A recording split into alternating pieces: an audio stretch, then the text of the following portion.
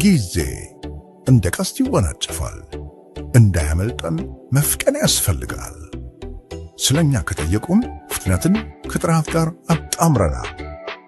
የጥራት ልካችን የሚጀምረው ከቦታ ምርጫችን ነው። ሳር ቤት ቫቲካን ኤምባሲ አካባቢ የሚገኘው መንደራችን የዚህ ምስክር ነው። በናህል ከተማ በቫቲካን ኤምባሲ አካባቢ በፍጥነት እየተገነቡ ያሉ መኖሪያ አፓርትመንቶችንና የንግድ ሱቆችን ለሽያጭ አድርገዋል። ገዝተው የግሉ ያድርጉ። ጀምቦሮ ሪል ስቴት በጊዜ ገቡ። ዶክተር ደብረጽዮን ቡድን ትህምት ወይም ኤፈርት የሚባለው የሱን አመራሮች ለነሱ በሚመቹ ሰዎች እየቀየሩ እንደሆነ ሰምተናል። መስማት ብቻም ሳይሆን ይህን ለማድረግ ወይም ደግሞ ይህን ማድረጋቸውን የሚያሳዩ በዚህ የጽሁፍ ደብዳቤዎችን አይተናል። ሹመትና ርክክብ አድርጉ የሚሉ ደብዳቤዎችን አይተናል። በአዲስ ዓለም ባሌማና በአብርሃም ተከስተ በኩል የተጻፉ ደብዳቤዎች ኢቭን ለሚዲያ ለነሱ አፈቀላጤዎች ለነ ዛራ ሚዲያ ለነ ደደቢት ለድምፂ ወያኔ የሚባል ለቲኤምኤች የጻፉ ደብዳቤዎችንም አይተናል። ይሄንን እንቅስቃሴያቸውን በሚመለከት ሂደታቸውንና የደረሱበትን ውጤት የሚያሳይና የሚያስረዳ ማለት ነው። አመራሮችን ቀይረዋል። ይሄን ለማድረግ በጊዜያዊ መንግስት ውስጥ ያሉ የራሳቸውን ሰዎች እንደዚሁም ደግሞ በትግራይ ሰራዊት ውስጥ ያሉ የራሳቸውን ሰዎች ትብብር አግኝተው ይህን ማሳካት ችለዋል። እና አንዳንድ ሰዎች በዚህ ጉዳይ ላይ ይህን ጉዳይ የሚመለከት የመንግስት ባለስልጣን አለ፣ ያ አካል የፌዴራል መንግስት ማለት ነው፣ ውሳኔ እንዲሰጥበት እየጠየቁ እንደነበር አይቻለሁ። አመራር ለመቀየር ሙከራ ሲደረግ ነበር። ቅርብ ጊዜ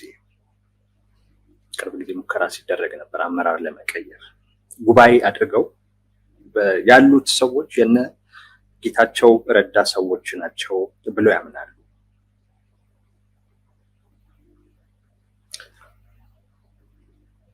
የነ ጌታቸው ረዳ ሰዎች ናቸው ያሉት እና እኛ በሚመለከት አይደግፉም ወይም የኛን ፍላጎት ለማስፈጸም የሚተባበሩ አይነት ሰዎች አይደሉም ብለው ለመቀየር ሙከራ አድርገው ነበር። እነ ጌታቸው ረዳ ወደ አዲስ አበባ ከሄዱ በኋላ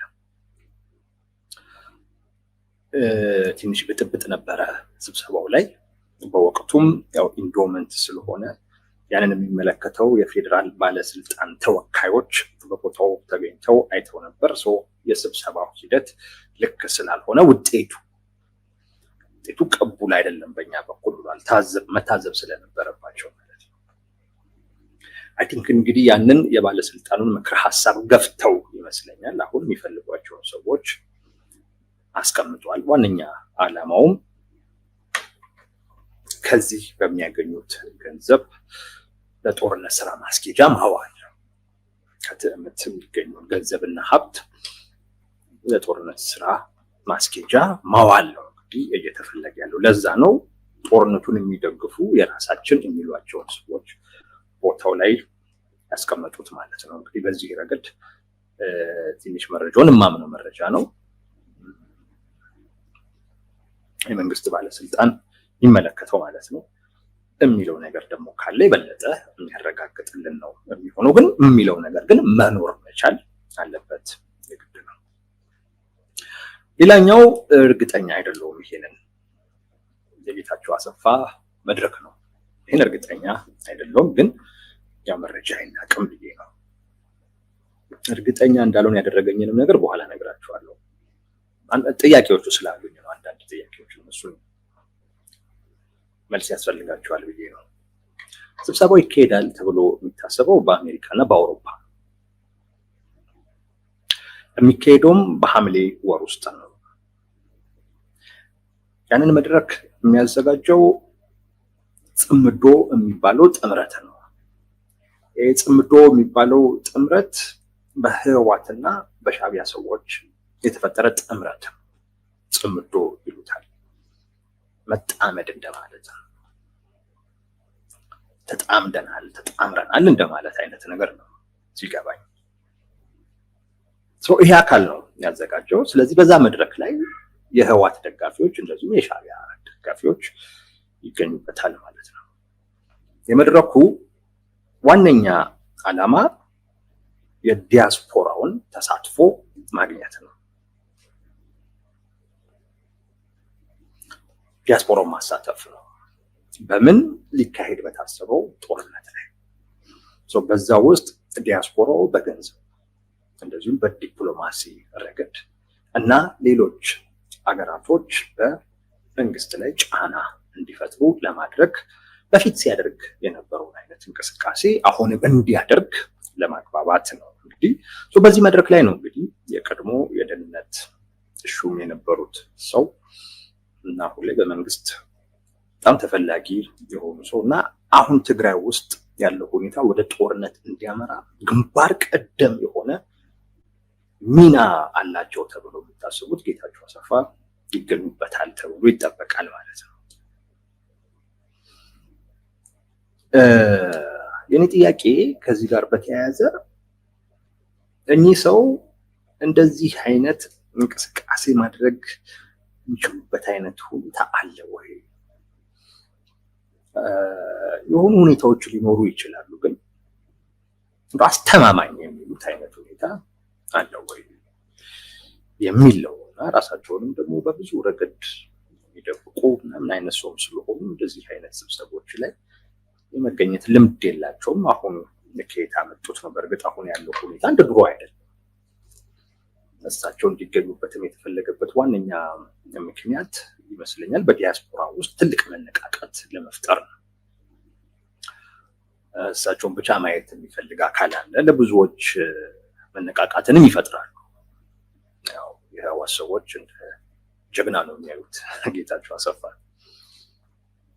ሲነካባቸውም ብዙ አይወዱም እና ለዛም ይመስለኛል እንግዲህ እሳቸው እንዲገኙበት የተፈለገው ማለት ነው። ኤኒዌይስ ግን ይሄ መጣራት ያለበት መረጃ ነው። ነገር ግን ንቄው ስላልፈለኩ ከእናንተ ጋር ልጋራው ይዤ መጣው ማለት ነው። እነዚህ የሰሟቸው ናቸው። ሌላኛው ከዚህ ጋር በተያያዘ የሰሙትኝ የተመድ የሰብአዊ መብቶችን ምናምን የሚመለከተው የተመድ መስሪያ ቤት እንደዚሁ በትግራይ ውስጥ ያለው የፖለቲካ ሙቀት እየተጋጋለ እና እያሳሰበው እንደሆነ ገልጿል። ጄኔቭ ላይ ስብሰባ ነበራቸው፣ ያንን ገልጿል።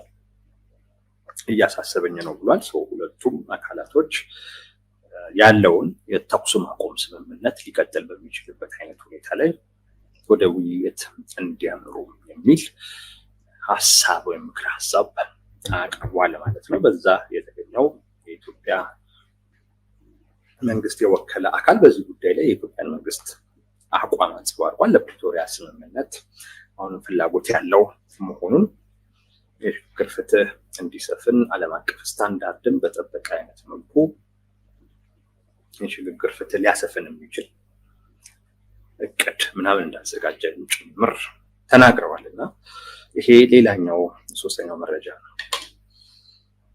ትንሽ ብንነጋገርበት ደስ የሚለኝ የቀጠለው የቃላት ጦርነት ነው። መጀመሪያ ለምን የቀጠለው እንዳልኩ ልንገራችሁ። የቃላት ጦርነት በቲፒኤልኤፍ ሰዎች በኩል ቆየ ከጀመረ ቆየ። ዛቻ አለ፣ ማስፈራሪያ አለ፣ ፉከራ አለ። በሚዲያዎቻቸውም ባለስልጣናቶቻቸውም በወጡ ቁጥር ስለ ጦርነት ያላወሩበት ወቅት የለም። ኢቭን ጦርነቱ አልቆመም ብለው ሁሉ ነው የሚያምኑት። ትግራይ ውስጥ ጦርነቱ አልቆመም ብሎ ነው ቲፒኤልኤፍ የሚያምነው። በዛ እምነት ውስጥ ሆኖ የሚያደርጋቸው እንቅስቃሴዎች፣ የሚያደርጋቸው ንግግሮች በሙሉ እንደ የቃላት ጦርነት አድርጋችሁ ልትወስዱት ትችላላችሁ። አንዱ በነጌታቸው ረዳ ቡድን እና በነ ዶክተር ደብረጽዮን ቡድን መካከል ያለው የስነ ልቦና ልዩነት ይሄ ነው። እነጌታቸው ረዳ ከፕሪቶሪያ በኋላ ጦርነት ቆሟል ብለው ነው የሚያስቡት።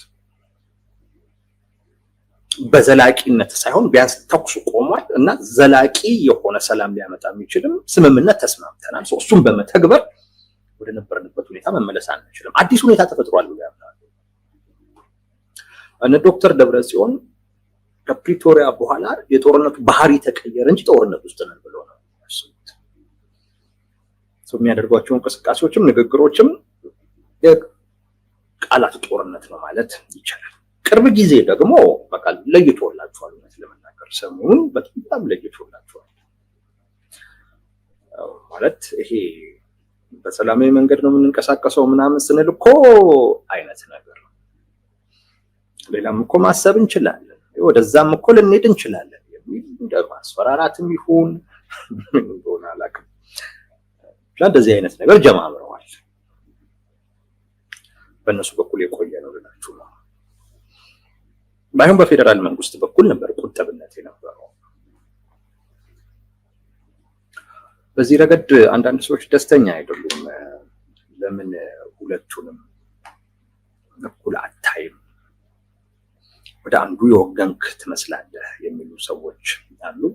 እኔ ወደ አንዱ አይደለም የወገንኩት፣ በነገራችን ላይ ወደ እውነቱ ነው የወገንኩት። እኔ ከእውነትና ከውሸት መሀል መቆም አልፈልግም። በእውነትና በውሸት መሀል ቆሜ እውነቱንም ይሄ በጣም በጣም ትልቅ ነውር ነው። እውነት ለመናገር በፍጹም እንዲህ አይነት ታሪክም እንዲኖረኝም አልፈልግም። አንዳንድ ሰዎች እንዲህ እንደሚያደርጉ አውቃለሁ። አኩል ሚዛናዊ ለመባል ሲሉ ይሄም እኮ እንደዚህ ይሄም እኮ እንደዚህ የሚሉ ሰዎች እንዳሉ አውቃለሁ። እኔ ቴዲ እንደዛ አይደለሁም። እውነት ነው ብዬ ካመንኩት ጋር እቆማለሁ። በዛ ሂደት ውስጥም መከፈል ያለበትን ነገር እከፍላለሁ። ባይዘው ይፈልጊውም አይደለም ማድረገው እንደዛ ስለሆነ ነው። አሁን እኔ እስቲ ውሸት ጋር ልቆም ጥቅም አስቤ ማለት ነው። ለምሳሌ ነው ከውሸት በተቃራኒ ቆም እጠቀማለሁ። እውነት ለመናገር አሁን በዚህ ሰዓት ቲፒኤልኤፍ ምን ያደርግ ብዬ እነሱን እየተወኩ መንግስትን ብቃወም፣ መንግስትን ብዘልፍ፣ መንግስትን ብሰድብ እጠቀማለሁ። እውነቴን ነው ብላችሁ እጠቀማለሁ። እሱን አለማድረጌ ላገኝ የሚገባው ማገኘውን ጥቅም አሳጥቶኛል። እሱን አለማድረጌ ማለት ነው። በኦንሊ ቲንግ ያገኘሁት ነገር ቢያንስ እማምነው ነው። እኔ እማምነው ነው የማወራው። ከዚህ ጋር ተያይዞ ማገኘው የተለየ ጥቅም የለም። አንዳንድ ሰዎች ይሄን ይከፈለዋል ምናምን የሚሉ ሰዎች እንዳሉ አውቃለሁ። እንደዛ አይከፈለኝም። እውነት ለመናገር ትልቁ ጥቅም ከራሴ ጋር መገናኘት ነው። ባለፈው እንዳልኳችሁ ራሴን አግኝቼዋለሁ። ለሆነ ሰዓት ትንሽ ከራሴ ነጠል ብዬ ነበር። አሁን ግን ራሴን በደንብ አግኝቼዋለሁ። እሱ ነው። እንደዛ ሲሆን ነው ደስ የሚለኝ። እና መሀል አልችልምም ነው የምላችሁ። ለጥቅምም እንኳን ብዬ አሁን ወደ ውሸት እንኳን ላዘንብል ብል የምችል አይነት ነገር አይደለም። ለምን ስል የእውነት ሰው ነኝ ምናምን ነገር ለማለት ሳይሆን በቃ እውነት ነው ብዬ ካመንኩት ጋር ግን መቆም አይነት ሰው። ምናልባት ሊያከራክር ይችላል። እሱ እኮ አይደለም እውነቱ እኮ ይሄኛው ነው የሚልም ሰው ሊመጣ ይችላል። ለኔ ግን አሁንም እላችሁ ነው እውነት ለኔ ማለት ነው ማምንበት ነው እውነት እና እውነት ስለሆነ ነው ይሄንን የምነግራችሁ እንጂ አንድን ወገን ልጥቀመው ብዬ አይደለም። የሆነን አካል ልጉዳው ብዬም አይደለም። የጦርነት ዝንባሌ የያዘው አንደኛው ወገን ነው። ማን? ቲፒኤልኤፍ። ይሄ እውነት ነው። በፌደራል መንግስት በኩል ቁጥብነት ነው ማየው። ቁጥብነት ብቻ አይደለም ጥፋት ሁሉ ያለው እውነቱን ለመናገር ግን ያን ማለት ወደ ጦርነት ግቡ ማለት ይሆንብኛል ብዬ ስለማስብ አልለውም እንጂ በፌደራል መንግስት በኩል ትልቅ ጥፋት ነው ማየው። ስለ ህዝብ ስለ ሀገር ደንታቢስነት ያለው ስለ ራሳቸው ስልጣንና ፖለቲካ ጥንቃቄ ደግሞ ያለው በመንግስት በኩል ግን ይሄንን ጠቅሼ ያንንም የሚያሳየውን አጋጣሚ ያሳይቼ ለምን እንዲህ አታደርጉም ብል ለምን ወደ ጦርነት አትገቡም? ለጦርነት ቅስቀሳ ምላሹ የጦርነት ነው፣ ሌላ ነገር ያለው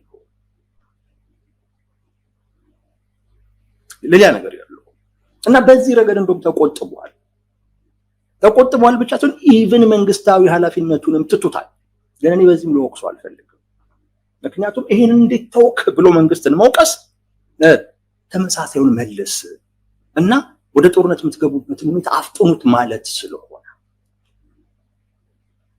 እንደዛ ማለት ስለሆነ በዚህም ጥፋቱ አልወቅሰውም እንጂ መንግስትን አሁን መውቀስ ካለብኝ እኔ ልወቅሰው የምችለው በዚህ ግና ስርዓት ለምን አታስከብረው? እንደ ልብ ሲፈነጩ የምታይበት ምክንያት ምንድን ነው? እዛ ያለው ወገን አይደለም፣ ህዝብህ አይደለም ወይ? ዝም ብለው ሲያስሩት ሲያፍኑት መብቱን በኤክሰርሳይዝ በማድረግ ዝም ብለህ የምታይበት ምክንያት ምንድን ነው? ወንጀለኞች ትውልድን በሚጎዳ አይነት መልኩ ወርቅ ሲያወጡ እየሰማህ ሪፖርት እየቀረበልህ ዝም የምትለው ለምንድን ነው? እንደውም ጭራሽ ከፈለጋችሁ ከሀገር ውጡ አትረብሹኝ የምትልበትስ ምክንያት ምንድን ነው? መንግስት እንደዚህ ይላል ብዬ እኮ መውቀስኮ ከባድ እኮ መንግስትን እኮ የሚያስወቅሰው ነው። እና ህወሓትን በሚመለከት እውነቴን ነው የምላችሁ መንግስት ተወቃሽ እንጂ እንደውም እንደ መንግስት ማድረግ ያለበት ይሄናል። ግን እንኳን ያረከ ነው እኔ የምለው እንደ መንግስት ማድረግ ያለብህን ነገር አለማድረግህ ጥሩ ነው እንደው እምለው። ምክንያቱም ያለ አድርግ ብሎ ቢነሳ ጉዳዩ ወደ ጦርነት ነው የሚሄደው። የነገውን ዛሬ ላይ ነው ማውጣት። ዛሬ ደግሞ ጦርነት ውስጥ አለመገባቱ ጥሩ ነው። ቢያንስ ምን ማድረግ ይቻላል? ወደ ጦርነት የሚገባበት ስላልተገባ የማይገባበት እድልን ማሰብ የምንችልበት ጊዜ ላይ ነን ራሱ አሁን። መንግስት ግን የመንግስትነት ግዴታውን ቢወጣ ኖሮ ይሄ ጊዜ አይኖረንም። ግን አሁንም እስቲ ምን አለን? እድል አለን። ምን ማለት ያንን አካል ተማር፣ ተው፣ ረፍ፣ ስርዓት ያዝ፣ በልኩ አርገው እንዲህ ማለት እንችላለን። ግን ሲሉ አላይም አንዳንዶች። በጣም ነው የሚገርመኝ። ነገ ብድግ ብለው እርግጠኛ ነኝ በንግግር በውይይት በድርድር ሲሉ ሰማቸዋለን። እርግጠኛ ነኝ ይሄን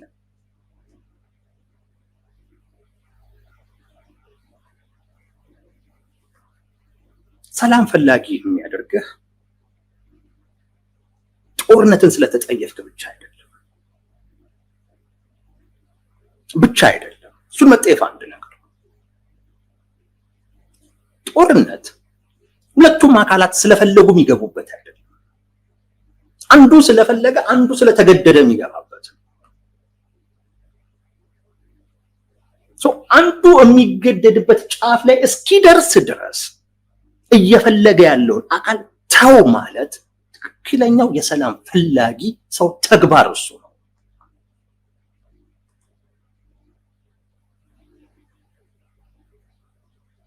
ትክክለኛው የሰላም ሰው እንደዛ ነው የሚያደርገው። እና እኔ ቲፒኤልኤፍ የቃላት ጦርነቱን ከጀመረው ቆይቷል። እንደውም በፌዴራል መንግስት በኩል ቁጥብነት ነው የማየው ስል ለፌዴራል መንግስት አድልቼ ሳይሆን እውነታውን እየነገርኳችሁ ብትወዱትም ባትወዱትም እውነታው እሱ ነው። እንደውም የፌዴራል መንግስት እያልኳችሁ ይወቀስ ከተባለ ነገ የሚገባበትን ጦርነት ለምን ትላንቱኑ አልገባህበትም ማለታችን በሱ ነው ሊወቀስ እንጂ የፌዴራል መንግስት ትግራይ ውስጥ ጦርነት ለመክፈት በቂ የሆነ ምክንያት አለ። በቂ ጠቅላይ ሚኒስትሩ ስላልፈለግን ነው ያሉት። እውነቴን ነው እምላችሁ። ምንም በቃ ይሄ የምትቃወሙ ንግግር አይደለም። ትክክል እውነታቸው ነው። ስላልፈለጉ ነው እንጂ በትግራይ በኩልማ ያሉት ኃይሎች ግራ ይገባኝ። ደግሞ እኮ ለሽሽት መሆኑ ስታውቁ ነው በጣም የሚያበሳጨው። ደግሞ ለሽሽት መሆኑን ስታውቁ ነው የሚያበሳጨው። ጦርነቱን ጀምሮ ለመሸሽ ለዛ መሆኑን ስታውቁ ነው ደግሞ የበለጠ የሚያበሳጨው ማለት ነው። ነገ የምታዩት ነው። ራሳቸው በቃ ካልመጣ ይሄ ጦርነት ባይ ስለሆኑ ነገ የምታዩት ነው። አይቆሙም እዛው ትግሬ ውስጥ ከህዝባቸው ጋር አታገኟቸው። ስሰማ እንደውም ትላንትም ሁሉም አልነበሩም አሉ። ያኔ በጦርነቱም ጊዜ እንደዚህም አልነበሩም አሉ። በእርግጥ ጌታቸው ረዳም ራሱ እየተናገረ እኔ ቃላት ጦርነቱ ቲፒኤልኤፍ በጣም የቆየበት ነው። ሰሞኑን ደግሞ ብሶበታል። ለጤና ያርግለት። በፌዴራል መንግስት በኩል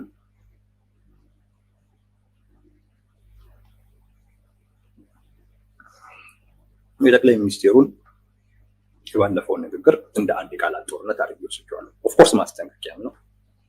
ነገር ግን እንደዛ እንደወስድ ያደረገኝ ነገር ጠቅላይ ሚኒስቴሩ ሊመልሷቸው የሚገቡ የተጠየቁ ጥያቄዎች ነበሩ። እነሱ ላይ ከማተኮር ይልቅ ጉዳቱን ማሳየት ላይ ነው የሚመጡት። የምኑ የጦርነቱ እና እርግጠኛ ናቸው ወደ ጦርነት እንደሚገባ ማለት ግን ከዛ በፊት ሊያስቆም የሚችል አይነት ነገር ከመጣ በሚል እየጠበቁ እንደሆነ ነው የሚሰማኝ። ወይም ደግሞ ኦልሬዲ በቃ ጦርነቱን በእኛ እቅድ እናድርገው፣ መገባቱ ካልቀረ በእኛ እቅድ ይገባ፣ ስለተገፋን ብቻ መገባት የለበትም ብሎ አስቦ ሊሆን ይችላል። ጭራሽ እኮ ስለ ጦርነት እኮ አወራ ዝም እኮ ነው። ጥፋት እኮ ነው። ህዝብ እኮ የማወቅ መብት አለው። የሚመጣበትን ነገር የማወቅ የመዘጋጀት መብት እኮ አለው። መንግስት የኔ ማድረግ ግዴታ አለበት። ህዝብን የሚጠብቀው ከህዝቡ በፊት እሱ በመቆሙ አይደለም። አንዱ ህዝቡን መጠበቂያ መንገድ ምንድን ነው? ህዝቡ ራሱንም መጠበቅ የሚችልበትን መረጃም መስጠት ነው። ወደ ጦርነት እንደሚገባ እርግጠኛ ናቸው፣ ግን ለህዝቡ ይሄን አይነግሩትም። ይሄ ራሱ ጥፋት ነው። የቃላት ጦርነት ያልኩት የእሳቸውንም ንግግር እንደዛ ቆጥሬው ነው። ዛሬ ጄኔራል ታደሰ ወረደ የፌዴራል መንግስት ተፈናቃዮችን ለመመለስ ያለው ፍላጎት አነስተኛ ነው የሚል ንግግር አድርገዋል። አቶ ለገሰ ቱሉ የመንግስት ኮሚኒኬሽን ቢሮ ኃላፊ ደግሞ የእሳቸውን ላንብብላችሁ።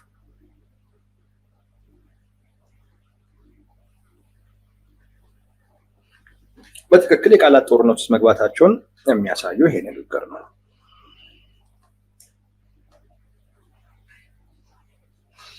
ክረምቱ ሳይገባ ተፈናቃዮች ካልተመለሱ ሞተን እንገኛለን ነው የተባለው ብሎ ይጠይቃሉ። እሱንማ ማን ጠላው? ተፈናቃዮች ወደ ቤታቸው እንዲመለሱ መስከረም ሳይጠባ ከ10 በላይ እቅድ አውጥተን ተክተን እየሰራን አልነበረ? ግን ማን አደናቀፈው? የዘፈን ዳርዳርታ እስክስታ ነው አሉ እማማ ይሱዬ። ይህ ደግሞ ኤርትራንም ጎሸም የሚያደርግ ነው። ከኋላ እየገፉ ይላሉ። ቀልዳቸው አያልቅም። መንገዱ መደመር ግቡ ብልጽግና መሆኑን አይርሱ ይላሉ አቶ ለገሰ ቱሉ። እማማ ይሱዬም ይላሉ። ይሄ ቆላ የቃላት ጦርነት ነው። በቃ ይሄ ጦርነት ኢሳያስ እየገፋችሁ እንደሆነ እናውቃለን። እቺ ተፈናቃዮች ያልተመለሱም ፍላጎቱ ዝቅተኛ ነው የምትሉት ነገር ዳር ዳርታው ወደ ጦርነት እንደሆነ እናውቃለን ነው። ይሄ ነው። ይሄ የጦርነት ምላሽ መሰጣጠት ተጀመረ ማለት ነው። እና ሁኔታው ወደ ኋላ የማይመለስበት አይነት ደረጃ ላይ ኦልሞስት ደርሷል ማለት የሚቻል ይመስለኛል። አንድ ትላንት በመጨረሻ ልወጣ ስለ አንድ መጨረሻ ጥያቄ አይቼ ነበረ። በፈቃዱ ዶሪ የሚባል ሰው የጠየቀኝ ጥያቄ ነው። አሁን ያለበት ሁኔታ ምን ይመስልሃል በመንግስትና በህወሓት መካከል ያለው? አሁን እንዳልኳችሁ ነው፣ ወደኋላ መመለስ የማይችልበት ደረጃ ላይ ደርሷል። በሁለቱ መካከል ያለው ችግር ከዚህ በኋላ የሚፈታው በጦርነት አለመግባባቱ በጣም አይሎ አብርሃም አሰፋ እናመሰግናለን። ቴንኪው። በጣም አይሎ አለመግባባቱ መፈታት የማይችልበት ደረጃ ላይ ደርሶ አሁን ወዴት እየሄዱ ነው? ወደ ቃላት ጦርነት። በዚህ ውስጥ የገረመኝ የጄኔራል ታደሰ ወረደ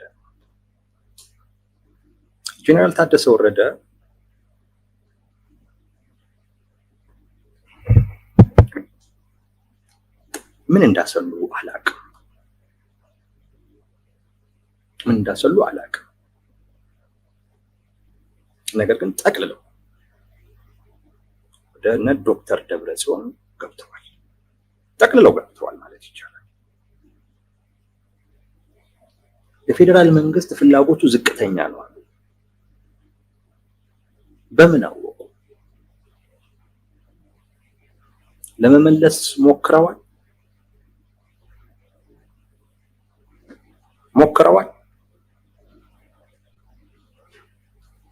በመጀመሪያ የፌዴራል መንግስት ፍላጎቱ አነስተኛ ነው ሊባል የሚችለው ተፈናቃዮችን እንመልስ ተብሎ የፌዴራል መንግስት በዛ ሂደት ውስጥ ሚናውን በአግባቡ ሳይወጣ ከቀረ አነስተኛ ነው ይባላል። አሁን እንኳን ተጀመረ። ራያ ላይ ተጀምሮ በነገራችን ላይ ችግር አለበት እሱ። ጠለምት ላይ ተመልሷል። ስለዚህ ተፈናቃይ መመለስ ችግር የለም። ወልቃይት ላይ ነው ችግር ነው። ወልቃይት ላይ ስለዚህ እዛ ጋር ተፈናቃይ ለመመለስ ተፈልጎ ተሞክሮ በትግራይ ኃይሎች በኩል የፌዴራል መንግስት እምቢ አለ ወይ ነው አላለም። ይሄን እርግጠኛ ሆኜ ነው ነገራችሁ። በምን እርግጠኛ ሆንክ? እኔ ውስጥ መረጃ ምናምን አልላችሁም። እንደዚህ አይነት መረጃም የለም። እምላችሁ ምንድነው መሰላችሁ? እዛ ያላቸው ጥያቄ ምንድነው? የትግራይ ኃይሎች ተፈናቃይ ይመለስ ነው ወይንስ አካባቢዎቹ ወደኛ ይምጡ ነው? የቱ ነው ቀዳሚ ጥያቄያቸው? በአደባባይ የሚናገሩት ምንድነው የሚሉት? አካባቢዎቹ ወደኛ ይምጡ ነው የሚሉት። እሱንም ደግሞ ለማለት በቂ ምክንያት ለማሳየት አንደኛ ስምምነቱ ይፈቅድልናል፣ ሁለተኛ በታሪከኛ ነው፣ በህገ መንግስተኛ ነው፣ እንደዚህ የሚሉት ነገር አለ። ሶስተኛ እዛ ያሉ ትግራዋይ ብሔራዊ ጭቆና እየደረሰባቸው ነው። ስለዚህ አካባቢ ወደኛ ሳይመጣ እነዚህንም ደግሞ መላክ ለጭቆና መዳረግ ነው የሚሆነው ብሎ ነው የሚከራከሩት አይደል? ተፈናቃይ መመለስ ከዚህ ጥያቄ መመለስ በኋላ የሚመጣ ጉዳይ ነው። አሁን የፌዴራል መንግስት አካባቢዎቹን አልመለስም ካለ ተፈናቃዮቹ እንዲመለሱ ፍላጎቱ አነስተኛ ነው አይደለም የሚባለው። የመመለስ ግዴታ የለበት። ይልቁንስ ተፈናቃዮቹ እንዳይመለስ እያደረገ ያለው ስምምነቱ ላይ የሌለው ነገር የሚጠይቀው አካል ነው። ማን? ቲፒኤልኤፍ። በቃ በዚህ ነው እርግጠኛ የምትሆኑት። ተፈናቃዮቹን ማን የያዛቸው? ቲፒኤልኤፍ። ምን እያለ? ቦታው ካልመጣ ይላል። ቦታው ደግሞ ሊመጣ የሚችልበት መንግስትም እንዲመልስ የሚያስገድደው ምንም ነገር የለም።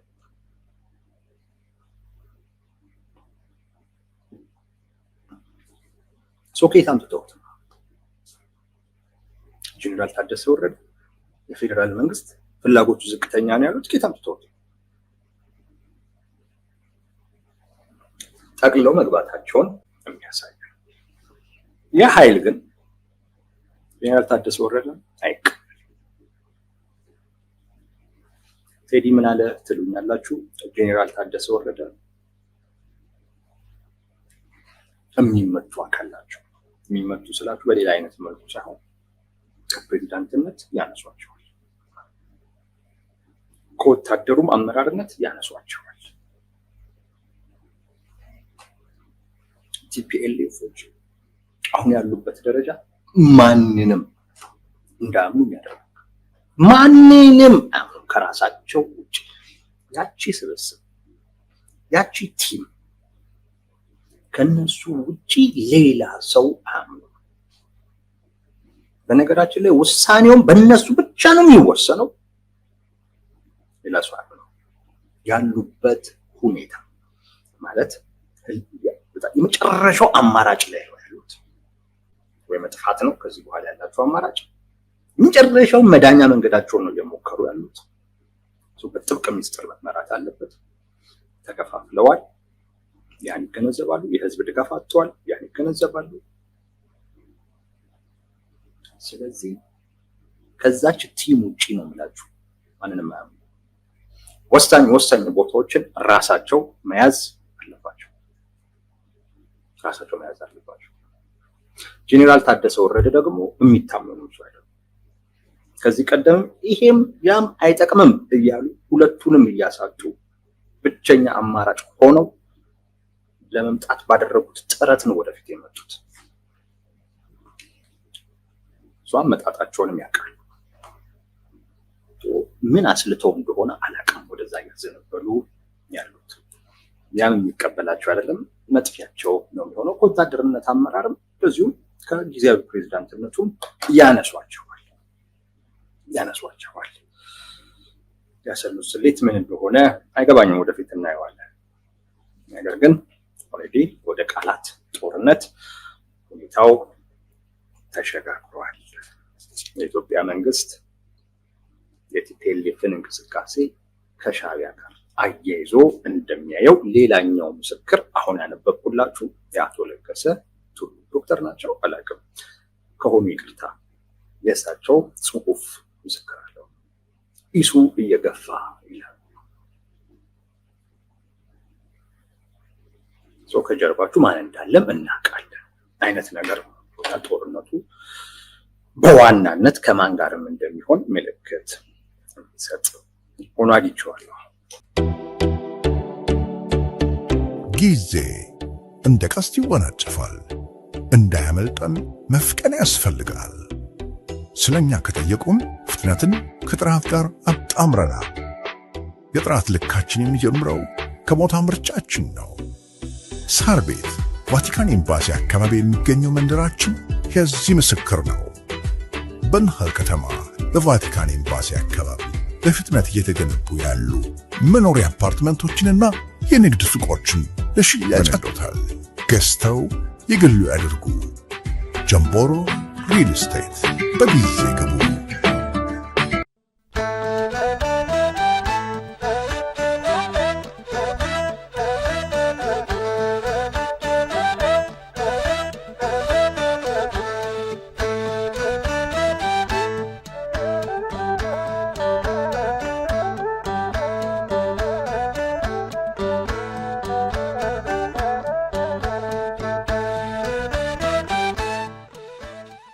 Yo,